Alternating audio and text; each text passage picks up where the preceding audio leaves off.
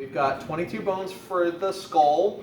We've got the 8 cranial bones and 14 facial bones. The 8 cranial bones include you have 1 frontal bone, 2 parietal, 2 temporal, an occipital, and then the sphenoid bone, as well as to some extent the ethmoid bone.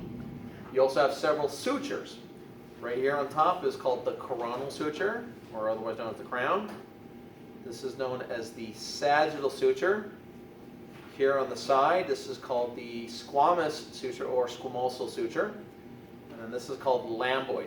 The reason we call it the lambdoid is because it looks like an upside down Y or the Greek letter lambda. We also have a couple of holes here. The 3 I want you guys to remember is the large one here, which is the foramen magnum. Then you have the jugular for the jugular vein. And then right here next to it is the carotid foramen, which is for the carotid artery. The bones of the face include, we have 2 zygomatic bones, 2 lacrimal bones, 2 nasal bones, a maxilla, a mandible.